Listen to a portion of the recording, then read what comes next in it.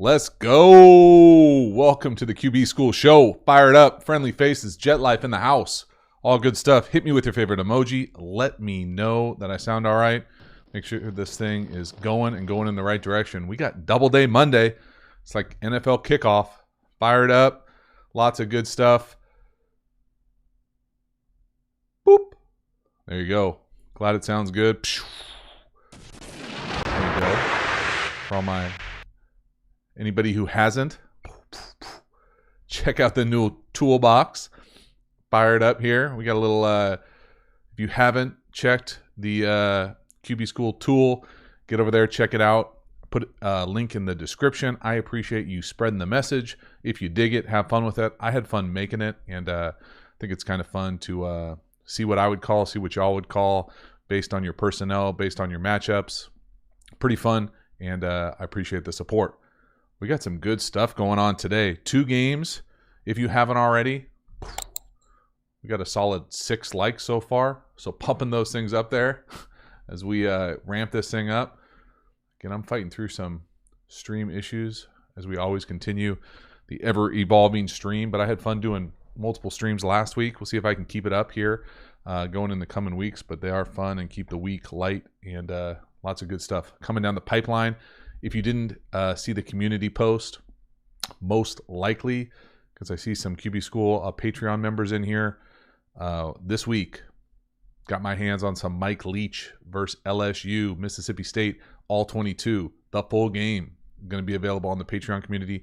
I'm excited to watch it, so hopefully y'all are excited to see it too. You get a chance to get over there, crank that thing out. I appreciate it. Bruh. Bruh. Hunter, I love Tua. There you go. Boop-boo. I need those 2 eyes. Deshaun, see if I can give you something like this, though. It's almost White Russian season, y'all. Fall goes fast. Thanksgiving will be here in a heartbeat. Thanksgiving to Easter, in case you're wondering what White Russian season is. Johnny, appreciates finding the Easter eggs. Good stuff. Should probably go back there and change out a few just to keep it interesting. Man, the Texans making some moves. Can't say I'm surprised there, although I do think that is a fantastic job because you've got what I consider one of the top echelon QBs in Deshaun Watson, and so be fascinated to see what direction they go, how they end up doing what they end up doing. Peter, boom, appreciate you. Crank this thing up here. I'm still like a little bit in football overload with the Double Day Monday. Had some great games yesterday, or some great performances, I should say. I had a blast watching that Charger Patriots, Charger Bucks game.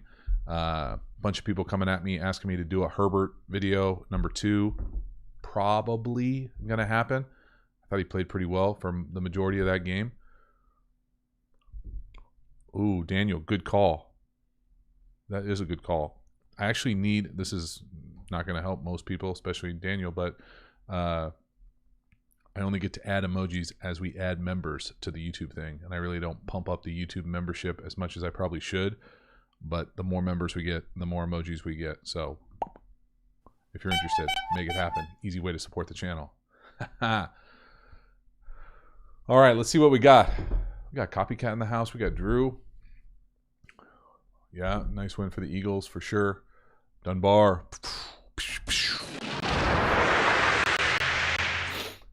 One more time for the kids in the back. Hit the tool, share the tool. I appreciate it. Dude, AJ, late to the party. Late to the party, AJ. Let me see if I get you something. I don't really have a late to the party, but I do have for your comment. Right on target, homie. Oh, man. The Bieniemy talk is, I understand why it's important to have the Eric Bieniemy talk. I've talked a little bit about my time with Eric Bieniemy when he was a running backs coach. And so I think that Texans job is going to be one of the elite jobs, especially if they decide to go. I'd be surprised if they did. GM head coach, the same type model moving forward, but pretty cool. Pretty good to have one job like that already available. I'm definitely going to watch the games today. Well, the majority of the games today. I got to make some kids drop-offs. But besides for that, that's why we're cranking up early here. That's why I got water in the house. Oh. New little mug. I got to get a Yeti deal.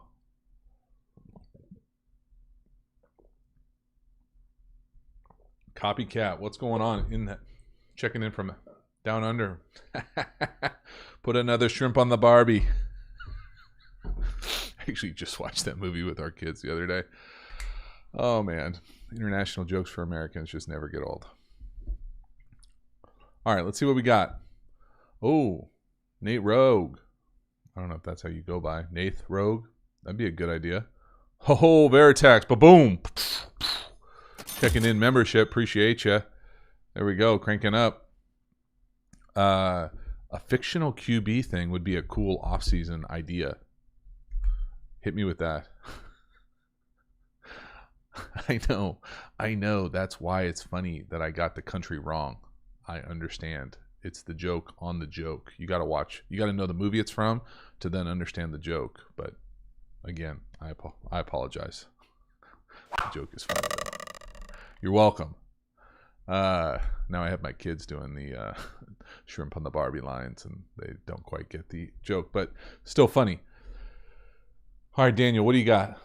I can't promise I'm not that great with the advice here on the live. I'm a high school junior QB from San Francisco. What can I do to get on the recruiting radar, even though there's no season? Yeah, that's tough. What I would do, the same thing that I'm telling our players down here in Southern California, is to prepare as hard as you can. Hopefully you've used this time in quarantine to make some significant growth. And then when you get your opportunity, you get your opportunity. You know, I know it's hard to deal with the uncertainty of it, but that's just the reality of it. I know it can probably be even more frustrating by watching people across the country play and get an opportunity to show out. But in my opinion, this is just my opinion, talking to a handful of people in the industry about recruiting season, I think there's going to be a mad dash here at the end as far as once people start playing in California on the West Coast for offers and that type of notice to just take on a whole different type of warp speed. So be patient, work on your craft, and then take care of your opportunity when you get it. I'm glad some people get it. But boom, bruh. No worries, copycat. I got you. I could probably get mix up some different movie emojis. But boom, if you haven't, hit me at.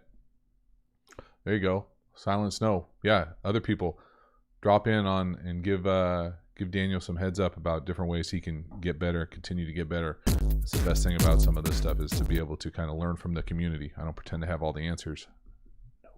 Nope. Not even close. All right, what else we got here question-wise? Keep them coming. Veritax, appreciate the support, homie. Whatever helps the Madden thing. You'd be surprised how many people come at me with the Madden hot takes, and I appreciate it. Whatever it takes to ramp up that game. I like it. I don't play, but I'm sure it would be fun if that was your jam. I don't know anything about Twitch. Appreciate it, Daniel.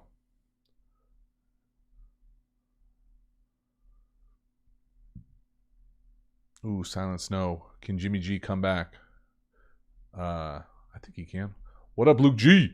Luke G, what up, man? We doing all right? Big Detroit out there? Dang. Uh-oh. My man John coming in hot. What do you got? Yo.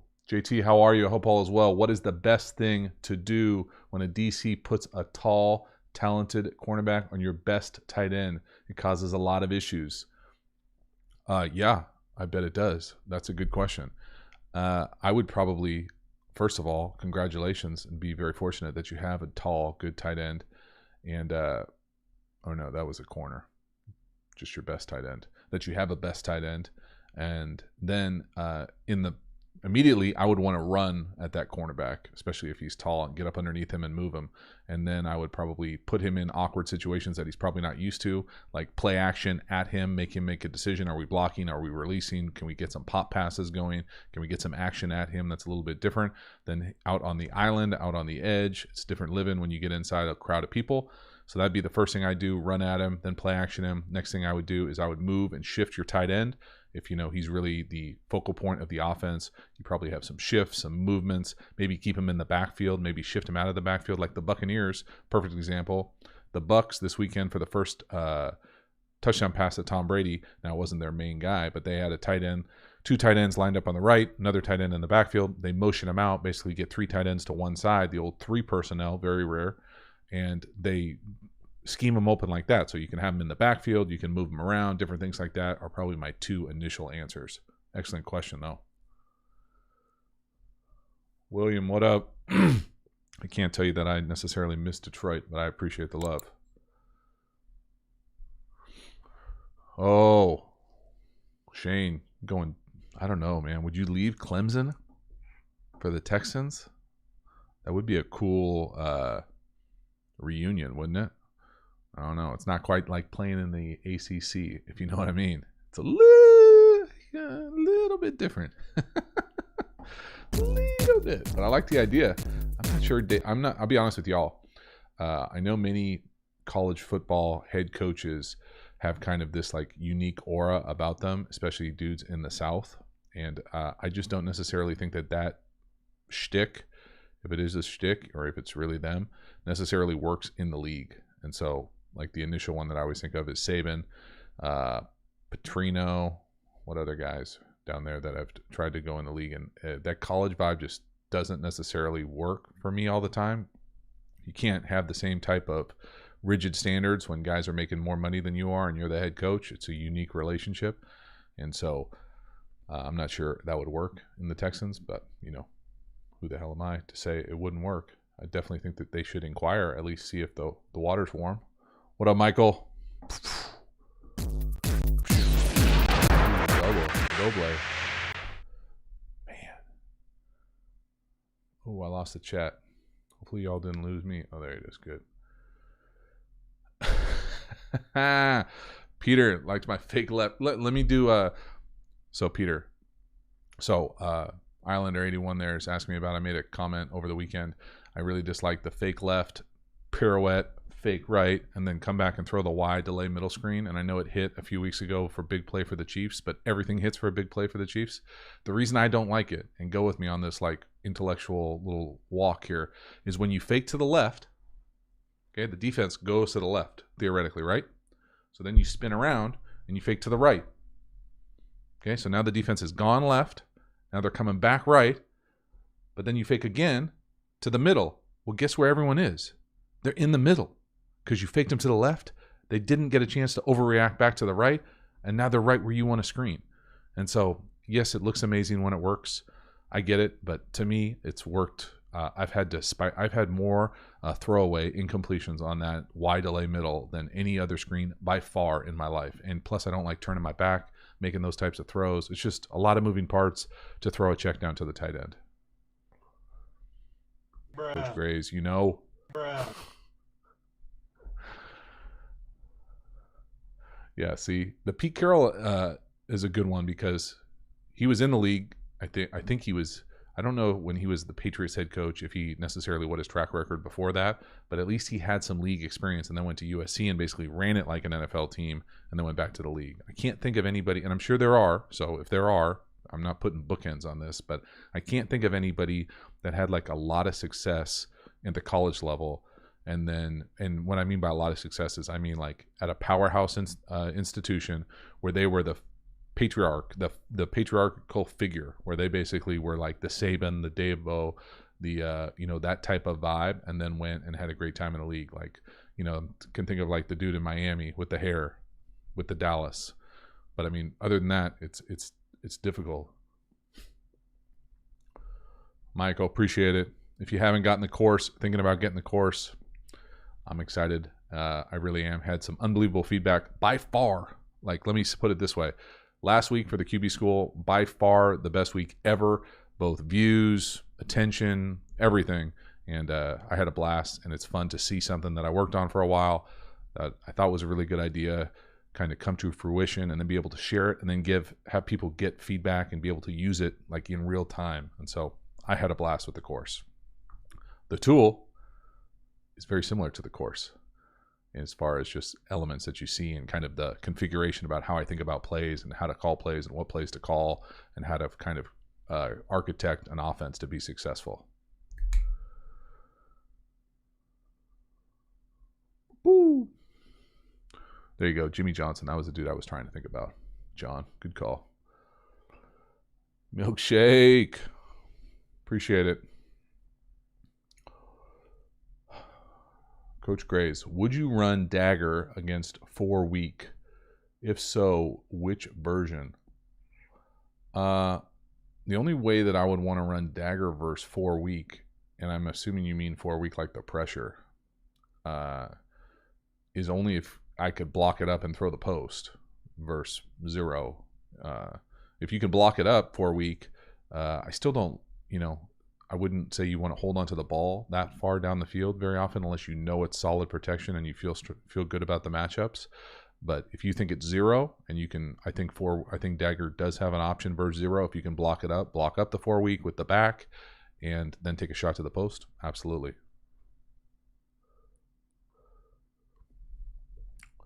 Ooh, we got 63 in the house. I appreciate everybody who's hit that like button. Todd, appreciate the bump on the course. Very cool. Thanks for the help making it happen. Oh, David Shaw, Luke G, that would be a good call. I wonder if he would leave. He might be at that time where he's looking for the next challenge. That's a good one. I hadn't thought of that. I don't know if I would be that excited for Deshaun Watson. I don't know. Honestly, I don't know. I would be surprised if they don't. This is just me. I would be surprised if they don't go young. I just think that's and I don't know how old David Shaw is, but, I think like everybody wants the next Cliff Kingsbury, Sean McVay, Shanahan. I think that, I don't know. Basically the anti-Bill O'Brien. I don't know how old Bill O'Brien was. He felt old. And I don't know anything about the Houston ownership, though. I couldn't tell you. I think it will matter. I think Bill O'Brien, right, was the GM and the head coach, which is the way you want to get it. If they're going to offer that, I think you get a better candidate. But I could also see them being like, nah, we're going to hire a GM. We'll put a, kind of a Band-Aid on the rest of this year with an interim and then have the GM hire who they want to hire.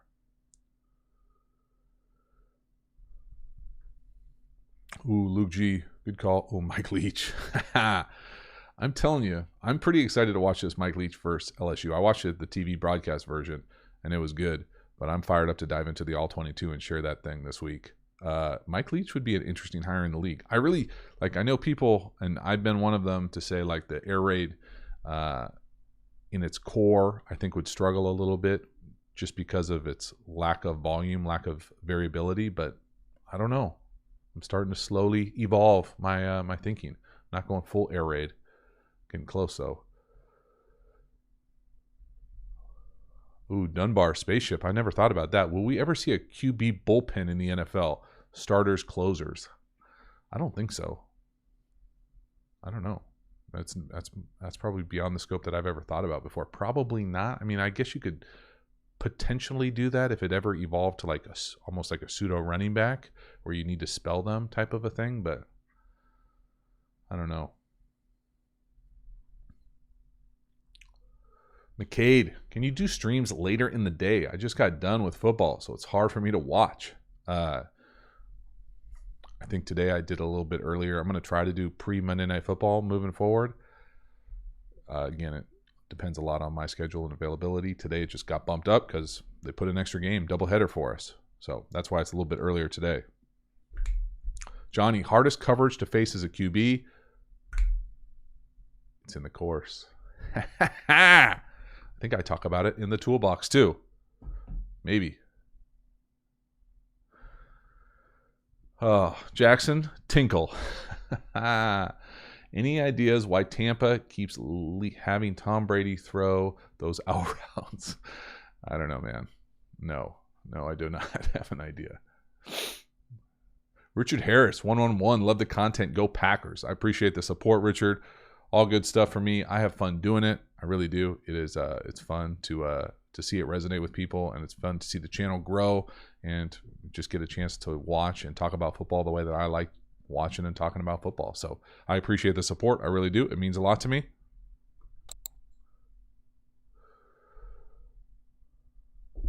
Ooh, we got some Spain checking in. Luca, appreciate it. Nice.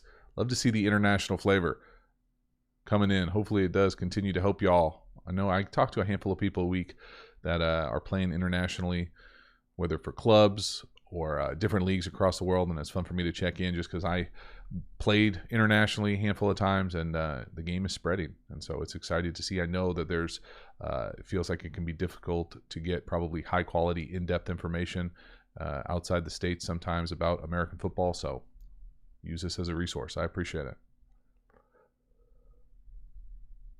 Yes, Alejo, what's going on? Woo!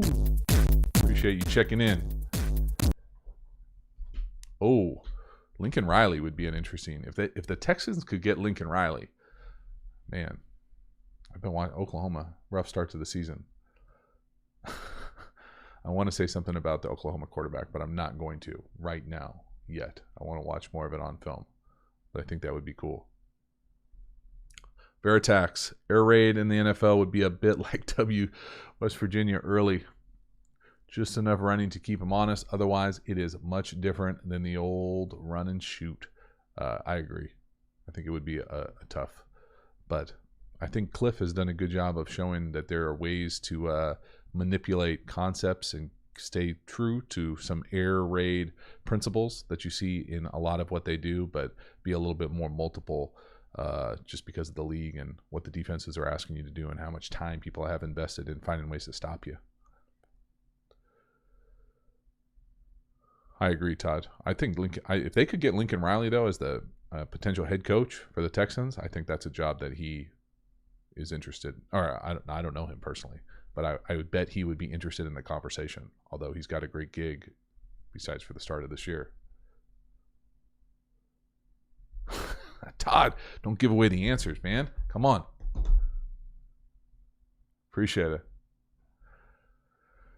John, hello, JT. When there are 3 safeties in the field, where should the QB be looking to attack? Ooh, that is an excellent question, John. Probably very relevant for a course to talk about. To me, the 3 safety thing, and this is just me, okay? It's a little fatty, and what I mean by that is they're still the same coverages. It maybe is a little bit different as far as recognition for the quarterback, meaning that it's maybe not as clean pre-snap, but there aren't really like different coverages that you play out of 3 safeties that you play out of normal 2 safeties, if that makes sense. And so it's just about the way that they insert either into the fit, into the box, or how they drop down into coverage.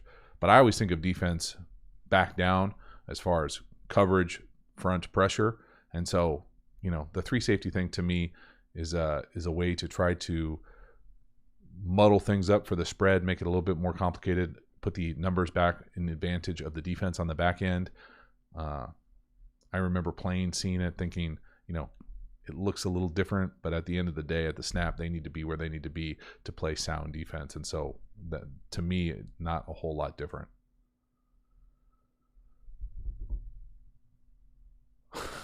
There you go, Chase. Love it. Brian, I agree. Lincoln Riley, just talked myself into him being the leading candidate. I honestly have no idea if he would ever leave. All good stuff. Do you ever see Arctic Storm 007, which is a very strong name? Appreciate that. Do you ever see the NFL adding 1 or 2 more teams? Absolutely. 1,000%. I would bet everything and anything that they will be adding teams. I would also bet a lot of money that they are international in flavor. I think it's only a matter of time before London comes on board as the easy one, but I think inevitably they would be silly not to have an international scope with trying to grow the game. Great question. Oh, yeah. Maisha. My son hates playing safety because he's the last line of defense. What would you say to him? I would tell your son that he could probably play anywhere on defense, but that his defense probably needs him at safety because he's probably the best athlete on the field at all times. And if the ball's in the air, it's usually going to be caught by your son.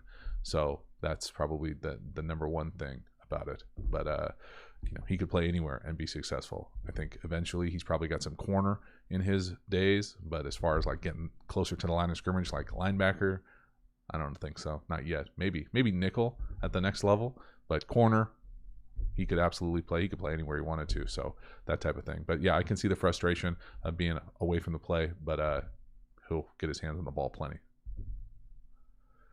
Yo, Seabass. My man. We got some friendly faces in here today. Abraham, let's see. Do you think Russ will win MGO? I'm guessing that's MVP. I honestly still think it's too early to tell. I usually don't start paying that much attention to the MVP world until Thanksgiving, if that makes sense. I know that's probably kind of a cop-out, but the NFL season is just it's so long. Most teams, and I don't know, I always assume that this is common knowledge, but it probably isn't. Most teams in the league think of the season in quarters. Shocker, football analogy for a football team. And so most teams that I was on would put up their record after every quarter. So most teams have the aspiration to be at least 3-1 every quarter. So if you go 2-2, it's not the end of the world. If you go anything less than that, it's probably not great. 3-1 is usually the goal. And so after a quarter of the season, they put up the record, show you where you are in the division, and then sometimes wouldn't check back until 4 weeks later, halfway through the season, and then again after the third quarter of the season. So that's a little bit how I think of it as far as the MVP element of it. I don't think the real season starts until after Thanksgiving anyway, but just so much fluctuation. Plus, there's so many quarterbacks playing at a really high level right now. I think it's a little bit too early to tell. I'm not sure that they can keep that pace up either. I hope they do for this channel's sake, but I think Russ is definitely early on the leaderboard, but there are some players that are playing at a really high level. I think of Aaron, Josh, Patrick Mahomes. I mean, some guys who are really got it going right now.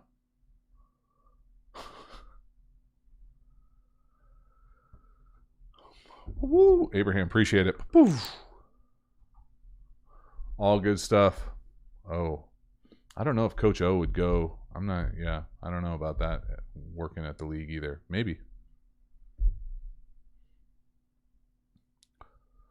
All right, what else we got questions-wise here? Keep this thing going. I'm going to go about another, I think the first game starts at 4:15 my time.